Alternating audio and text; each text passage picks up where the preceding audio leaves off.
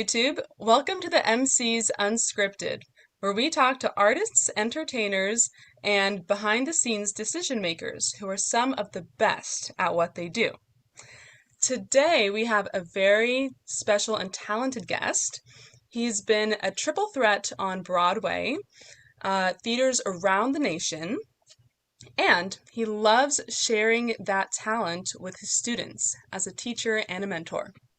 Please welcome Cary Tedder. Round of applause. Right? Hey, Cary, how you doing today? I'm great. Feeling good.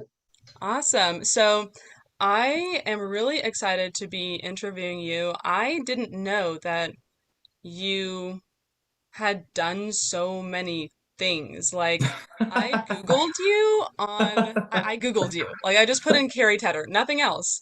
And you were the first person that came up, and I was like, I think I'm the only Cary Tedder. It's kind of okay. crazy. Like, I was like, oh my gosh, this is celebrity status. oh no, pseudo celebrity at best. You know what you'll get? You'll get Ryan Tedder, who I think was the lead singer of One Republic.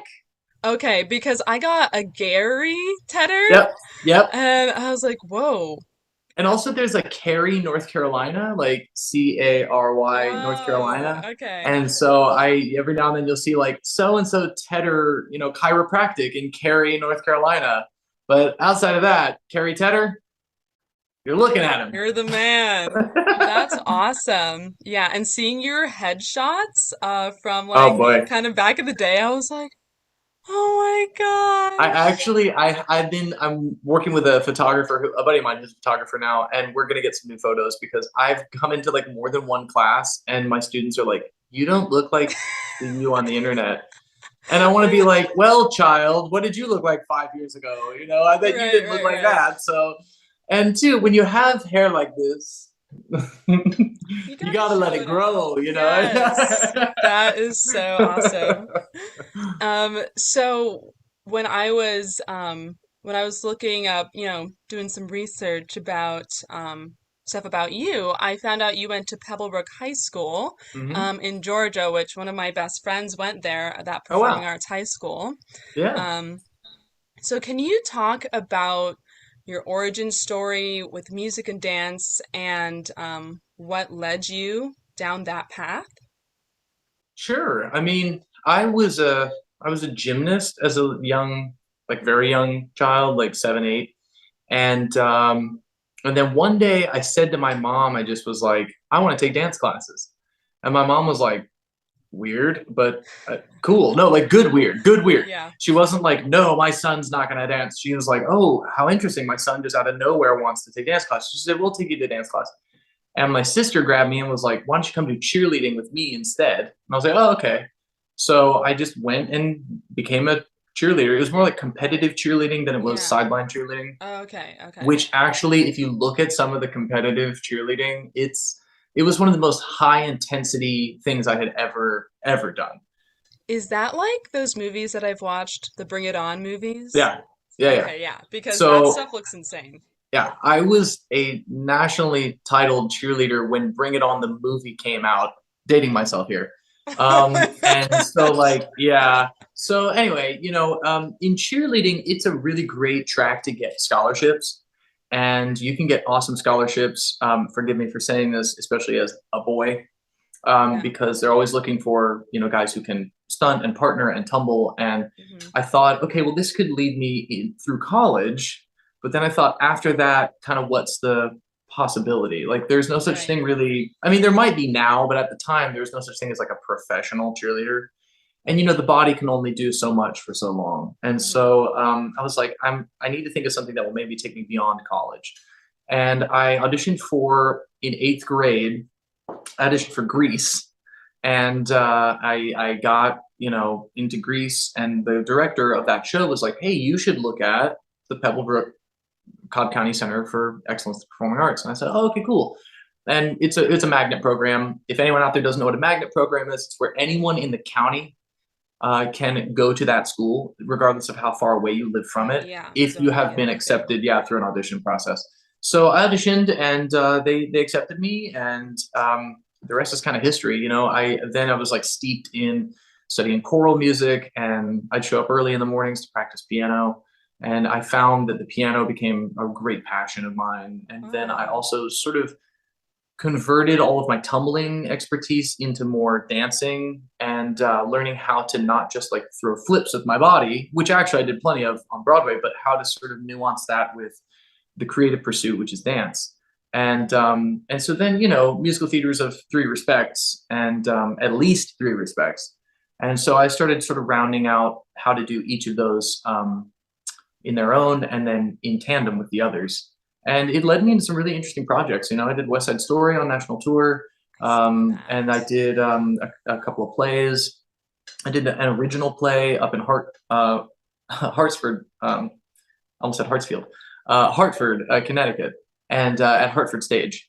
And what was cool about working there was that I got to actually not just a musical, but like a legit play, put a play up with the writers and all, and that was really cool. Right, because with the Um, plays, I mean, there's no music in the play. It's well, there just was acting, there was right? in this one, but there wasn't any singing. So interestingly enough, Right. it was a play about young dancers. And so Oh, it was actually, I will say this, the New York Times came and reviewed it, and I was like really flattered. But they mentioned that it was one of the best uses of dance as a means of forwarding the plot. And I'll say this about musicals: dance doesn't always do that. Sometimes we mm, just sort of take a side note to like have a big production number, and that's fun and it's fine. yeah. Especially it works very well for musical comedy. But what I started getting really interested in was how dance could actually be used as a means of expression and forwarding the story. And it was really cool to be a part of that. And then, of course, a slew of Broadway shows and doing all sorts of stuff up and down in the industry. Of course, just Broadway. When I saw that, I Yeah. was like, one of my biggest questions here is, I feel like most people who are, maybe if they go down the musical theater path, I mean, that's Broadway, is it? Like, how do I Right. make it on Broadway? How did you get on Broadway? Like, how did that happen? Well, I came in at an interesting time because I booked basically every Broadway show that I ever got through auditioning. And Okay. now it's become a little bit of a different game because social media now can get a person into Broadway regardless of their talent or regardless of their Mm, ability or regardless of their seasoning. And so social media has started to kind of become a marker for whether or not you can go to Broadway. I know that there are casting groups and there are directors and people who are looking at ticket sales that would say, well, if it's between Cary Tedder, who has 200 followers, and such, who has 200,000 followers, hmm. and we're neck and neck, guess who's going to get the job? Yeah. So I kind of was a bit of a dying breed. I started feeling a little bit, I don't want to say claustrophobic, but a little bit put on that social media started to become a must, and that my skills and Mm, my ability and my seasoning yeah. was taking a back seat to that. So it's challenging. I would say that at the end of the day, it's sort of like musicians, right? They're you can do all that you want with your computers and your recording and your music videos and all that stuff, but at the end of the day, after all these years, live music is where it's at. And if you can Yeah. get up and if you can perform live for a crowd, you can be a musician. I know there are plenty of musicians that don't perform live, and that's fine. But I thought that way. I always told my students, audition, audition, audition. It's not even that you're going to get good at being a musical theater performer. I would say maybe 80% of my time was spent actually doing the thing I set out to do, and the other time, Mhm. if not even more, maybe 70%, the other chunk of time was spent preparing for, going to, auditioning, coming from auditions. I was auditioning all the time, and Yeah. it was part of that grind that I think kind of wore me down on it because I Mm. really did want to just do the thing and just perform. And that's just part of it. Shows, especially on Broadway, can be very short lived. So you can put a lot of energy into something. I did let's see, a number of Broadway shows that only ran for about 3 months. And so you Okay. put in all this work just to find that your ticket sales aren't very good or that the reviews, you get clobbered in the reviews. And Hmm. so I will say that it's not as smooth sailing as you might expect, but Right. it definitely gives one a sense of flying and falling and flying and falling and flying and falling. And it really is, it's dramatic. It's dramatic work. Yeah. And I often thought when I was there, because I haven't been there now for a few years since the pandemic, and I decided not to go back to New York. But Hmm. when I was there, I thought, oh my gosh, I am with the greatest storytellers on the planet, and some of the greatest storytellers on the planet. You can say what you want about Hollywood, but ultimately, like, they clip it all together. Do you know what I'm saying? Right. If you have a Right. bad take, you can say cut and then retake it. Yeah. Broadway is a peculiar beast, and theater is an ancient beast because we tell the story from the beginning through the end. Yeah. And sometimes we would even see how people would come from internet fame or from Hollywood or from Hmm. some other walk and not be used to the stamina that's required to keep your energy up and going 8 shows a week, no weeks off for years on end. And Yeah. it's crazy. It's crazy. There were 60-hour weeks when you're doing tech. Even in a rehearsal process, you do 49 hours a week. And so Wow. I think a lot of people see a show once and they think, oh, this must be so wonderful, but it's grueling. It's grueling physical work. And Right. it's not bad. I really enjoyed my time on Broadway. But there was a lot of difficulty involved in it. Yeah. And so, I do think that I've always told my students this: if you want to do Broadway shows, you will. You have to really want it, though. And sometimes I think the people that we see fall away along the way. Hmm. Um, First off, if you fall away along your journey, that doesn't mean you won't go back to it. And that I saw plenty of people who sort of fell away and then ended up one way or another doing a Broadway show. Okay. Or people who went to Broadway and did Broadway shows for a while and then like quit for a while, and 15 years went by and they became litigators, they became construction managers, and then decided they want to do Broadway shows again and went back to Broadway. So like, Wow. yeah, I mean, that's the thing. I think that especially sometimes with young people, we encourage them to dream, but we all almost never encourage them to dream past their dream. And so I've started saying to people, what to do after you accomplish your dream, but wake up. And I'm not saying that having a dream is bad. I'm not saying that having a dream is unrealistic. Right. But I set out to do this thing, and I did my first show at 19. And so I was kind of an anomaly because I was suddenly like, but oh, did it? Okay. What do I do now? And Oh so my I kept doing it, gosh. and I kept going back, and I did show after show after show after show.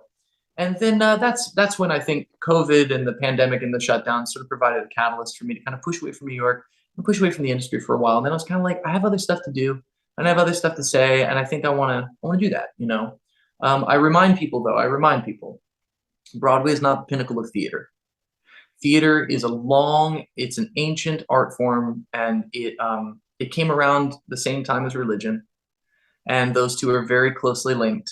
Even if you don't want to believe it, Hmm. if you don't like it, tough. Like I say on my channel all the time, if you don't like it, tough. But the theatricality, I would say Broadway is one of the centers of theater, but it's not the pinnacle of theater. Some of the greatest theater on earth is happening in places you maybe have never heard of. Right. And so Broadway is, however, the most industrious place for theater. And Yes.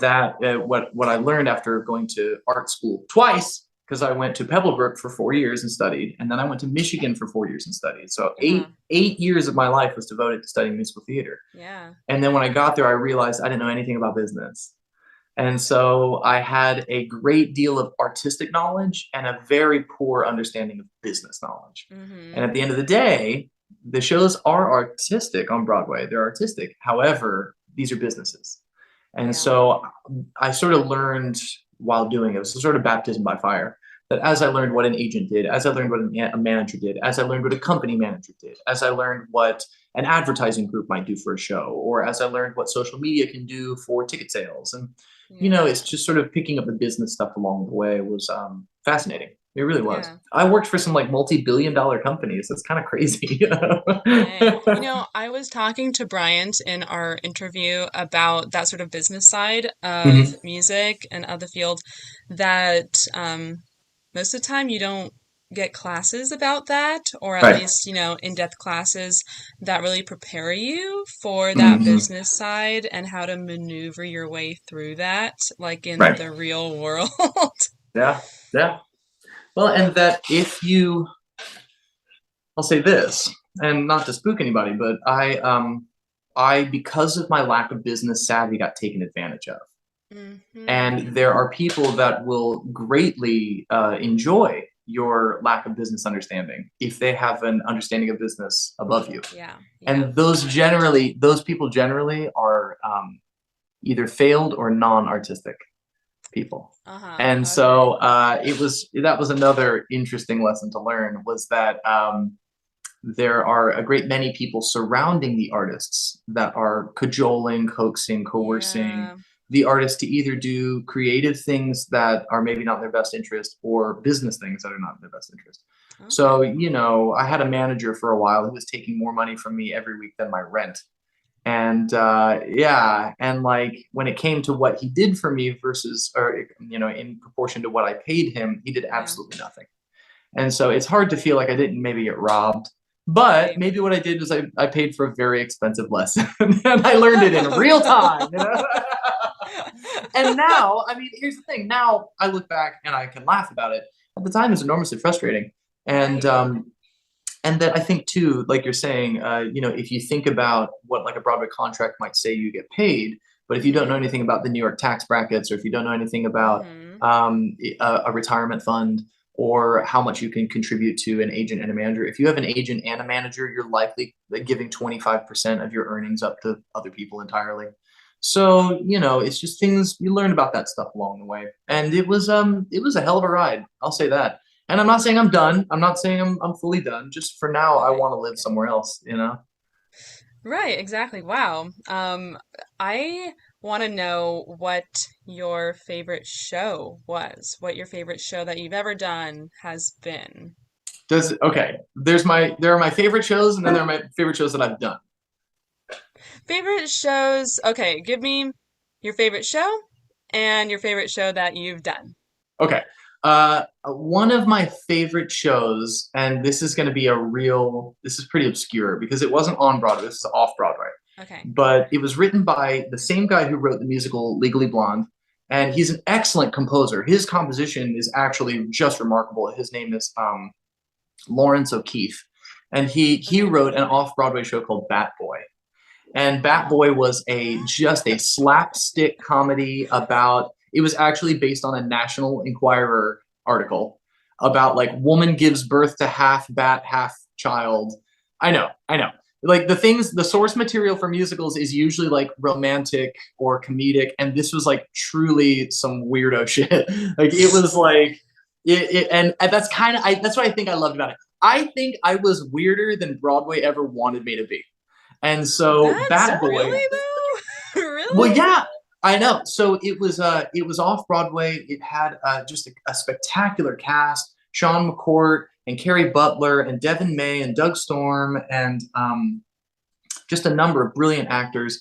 And I want to say Alex Lacamoire, who arranged and maybe conducted In the Heights and Hamilton. Oh. Yeah, Alex Lacamoire is a big deal. I think that was one of his first gigs as conductor, and maybe arranger was for Bat Boy. And so the Wow. music is absolutely fantastic. It's very challenging music, even though it's very fun music. And I Uh-huh. really love when an artistic piece can reach a level of like, if you look at it at first, it seems superficial and silly and ridiculous. Hmm. But if you actually investigate it musically, it's very elegant and complex and sophisticated. A good example of that is Tenacious D, because I think Tenacious D, a lot of people think these guys are just stupid, like dicking around.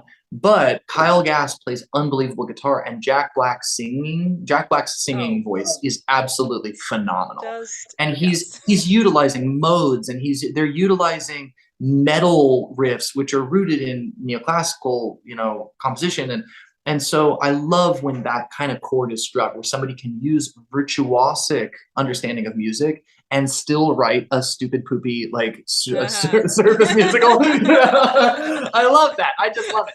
And I'll say this: one of my favorite shows that I did was a show called Big Fish, and it was Mm. based on a book, which of course then became the movie by Tim Burton and I Danny think I've Elfman. seen the movie. Yeah. Yeah, the movie is absolutely amazing, and it really was a beautifully done show.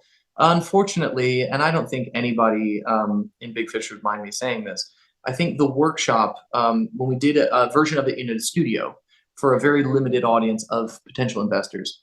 You often will do a workshop and then maybe take your show what they call out of town, where you can go to Chicago or Boston or San Diego or Seattle, somewhere else that's not New York, to kind of get your feet wet, see what works, see what needs to be changed, Oh, see if you can get a Broadway theater, because for every Broadway theater, there are a line of shows waiting to get in.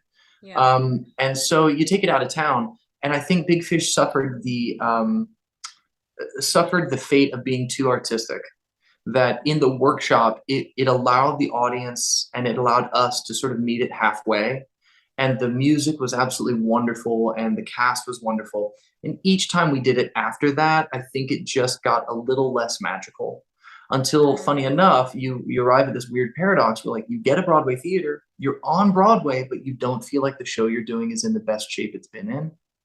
And Hmm. so sometimes that was a tricky lesson for me to learn, that the music was so rapturous that sometimes I still sit at the keyboard and I try and play through the music, but it actually just breaks me down into tears, because I really witnessed how a group of wonderful people can put forward their best effort and do a show that they believe in and that they love, that can be absolutely clobbered by the critics, can be panned by their Yeah. friends. Even after that, when I was in other shows, I would hear people saying things, really nasty things about that show, because they didn't know I Really? was in it.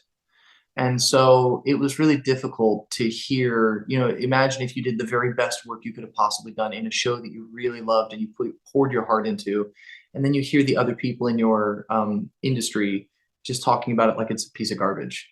And that Wow. was very, I think I'll go to my grave with a scar on my heart for Big Fish. But, in the words of, not to get too philosophical here, but in the words of Rumi, he says, you have to keep breaking your heart until it opens. Mm, And that's so, beautiful. yeah, there was something about, I think if you're unwilling to risk heartbreak and upset and truly devastating uh, crestfalls, then you're not prepared to be an artist. And that you can be a show business person all you want, but if Hmm. you're unwilling to risk the idea that your investment may fall on deaf ears, or that you can have a beautiful show that everyone spits out, I think that was a really valuable lesson for me. It was also very existential, because the show centered a lot around um, not a love story between a man and a woman, but a love story between, which are so many shows, Right, cis like normative, most of heteronormative, them. and that's changing. I think it's changing, albeit slowly. I do think it's changing. But this was a story about the love between a father and his son, Mm. and that the son was trying to reconcile with his father as his father was dying of cancer. And there was a particularly beautiful moment in the show that I won't go too much into detail with, where a woman just cradled her husband's head in her lap and sang to him, like, how she wanted his love, not for his payments on the house, not for his, the stuff. She just wanted him. And I think there may have been some personal tie with Susan Stroman to that. Susan Stroman, who was the Mm. director and choreographer of that show, was one of the most artistic people I ever worked with. She was a grace to me. She was always so very kind to me. And her husband, Mike Ockran, died a number of years before. And so I had to wonder if maybe she hadn't lived that drama personally. And so maybe there was a bit of translation from her developing that personally into the piece it became on stage. And you can feel that. You can feel when something a little more elevated than just Yeah. a piece of theater is happening, something very personal and very profound, I think we were a part of. And Wow. I wouldn't trade it for anything. It really hurt, but it was also thrilling, and that was one of the only times, because I understudied a number of different roles throughout Hmm. my career, and that was one of the only times I ever actually got to go on for the part that I understudied. And so Oh, that was phenomenal, oh my and gosh. it Yeah, just that filled my almost like heart. never happens. Yeah, it really doesn't. And it happens often on Broadway because of the open-ended nature of it, Mm. that the understudies can start to go on in rotation, especially the longer a show is running. Hmm. But and I have even been thrown on for parts on a Broadway stage that I was not understudying. So that happens too. but that really filled my heart with love, and I will appreciate that group of people for the rest of my days, you know. Wow, that's Yeah. beautiful. And so I met you when we were teaching at a music studio together. Hmm. Um, so how did I guess like how did you make the transition from performing for so long to kind of now teaching a bit more? Hard to say. I've always taught. I was Right. teaching. I taught a course in dance before I even left the university I was at.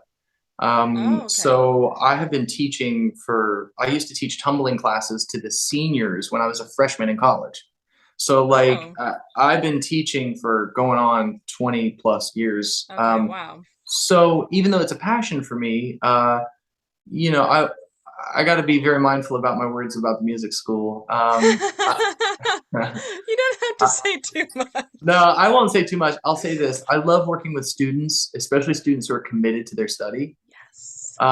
It's very challenging to deal with perhaps a 5-year-old who's been dumped there by their parents.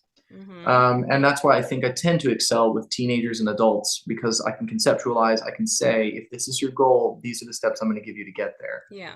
And if they're younger than the age of reason, that becomes difficult. Yeah. But now I'm teaching sort of, and forgive me for how rude and crass this might sound. I'm not done performing. I still very much want to Yes. perform, and I still Yes. very much want to be a part of interesting, creative, and bizarre and meaningful work. So teaching right now is sort of a treading water position. Right. I'm very passionate about it, and it's funny enough. Now, next semester, I'm going to be teaching a musical theater dance class at Kennesaw State University, and I'm going to be Ooh. teaching an open level adult dance class at the Alliance Theater. And so I'm like Oh. kind of getting my schedule as a teacher going. I'm working at an arts academy in Sandy Springs, and so these things are all very joyful. And yet, when I come home, I'm working still on my own material, and Yeah. I'm trying to figure out the best way that I might be able to present that. I Okay. don't know that I want a music career because these days nothing sounds more harrowing and dangerous than trying to have a music career. Yeah. But there is a part of me that I still would very much love to perform live. There's a great thrill in performing live. And I definitely Steve, feel that. oh yeah. So Steve Martin in his book Born Standing Up, he wrote that teachers are really just performers with a guaranteed audience. And I like that because Yeah. I try not to maybe pass on some of the rigidity or some of the hurt that was passed on to me. And that's very Mm-hmm. challenging, and that's where like therapy work is coming into play. But I try to let my students know that if I can have your attention now, eventually my authority will disappear and I'll just be your buddy. And then eventually, Right. if I do my job right, I'll sling you past me in terms of capability. And by the time you're 35, you'll be a better piano player than I am now. And Mm-hmm. that's That's sort always of the hope. yeah, that's the evolution of it, I think. And anyway, I still love being able to communicate and transfer knowledge. I think really that's all we're trying to do. I think all we're really trying to do is to communicate. Ram Dass, the late yogi and philosopher, he had a great quote where he said, "We're all just walking each other home." And I really love that. Yeah, because Oh, now when I feel like my patience is getting tried or a student is testing my boundaries or yeah. a parent is maybe treating me like I'm a thing rather than a person or a teacher, Mm-hmm. I have to remember that because then I can be a little more easygoing and a little more compassionate. Again. Thank you. Got it. Okay. So I really only had one last question. Sure. Yeah. What's Um, up? so outside of music, dancing, acting, do you have any favorite hobbies? I am a I'm a polymath and an autodidact. And so I have many hobbies. My wife and I are both involved now in healing modalities in terms of the physical body and how that relates to the emotional body and the mental body. And I've been doing a lot of research on how we might be able to heal ourselves, and not put so much of our healing into the hands of doctors. If anyone out there is interested, please read a book called Inflamed: The Anatomy of Injustice. It's a really fantastic book. I could offer you probably a dozen other books as well. We're starting to learn that the capabilities of humans to heal ourselves has taken a back seat as we become more interested in pills, powders, injections, and the faith in the good old doctors. I'm not saying doctors don't know things. I'm just saying our faith in terms of healing has been put all in the hands of doctors. And so I'm learning more about that. I'm a gardener. When I came down and I was spending time in my parents' house, just sort of like trying to be close to them because I had been so far away from them for so long, I decided to build a garden. And I am very interested in growing flowers and fruits and vegetables. I like the idea of growing a garden because who is not welcome in a garden? And I think maybe the only answer I could come up with is violent people. And even then, perhaps our violent tendencies can be healed if we learn that, Bobby McFerrin has a wonderful song with a group of singers called "The Garden" from his album Vocabularies, and he keeps saying we're all just trying to get back to the garden, and you can use that for Judeo-Christian, myth, sort of myth if you like. Or mysticism, however you want to approach it. But in terms of the real garden, like the actual garden that's in your hands, Mm. it's the most fascinating thing. Um, you don't do the garden, you don't complete the garden. It's an ongoing symbiotic relationship. The gardener gives to the garden, and the garden gives to the gardener. I've read that you learn how to use a machine, but one becomes a gardener. And if you start to really dig deep, literally, you find that it's music, it's dance, it's the way that we touch our mother, it's the way that we remember how to be forgiving, patient, how we can embrace death and not run from it and see it as a part of the grand cycle. Um, I like to read. I'm a voracious reader. I've recently been really taken by some of the books I've been reading. One of them, particularly, being about indigenous wisdom and how the knowledge that we are starting to come into now is verifying the knowledge that was on this continent, what they called Turtle Island, for 15,000 years before my people showed up. Wow. I'm in therapy. I think everyone could use some form of therapy, Mm-hmm. particularly men, particularly white men, particularly straight white men, particularly straight cis white men. If we can start to maybe work with our emotions and our shame and our anger and our grief and our lack of being able to feel those things, I think we would truly turn the world that we see now on its head as we would become more empathetic and compassionate and forgiving and giving. Um, so yeah, and writing. I write a lot. I also write a lot of poems. I think maybe someday I'll try and collect a little manuscript and maybe see if I can get a quiet publication. Oh my Uh, gosh. um, I, We'll I promote don't. it on our channel, okay? Well, I don't know if I could handle the criticism. I am very fearful. I'm very fearful of just being called a total hack, and even in my performing, but yeah, those are the kinds of things that I fill my days with doing, and music is starting to take up a little more of my energy and my time, Hmm. but also, and not to sound too I don't know what the word is, egotistical or something, but like I like communicating. And Yeah. one of my favorite hobbies is just talking to people.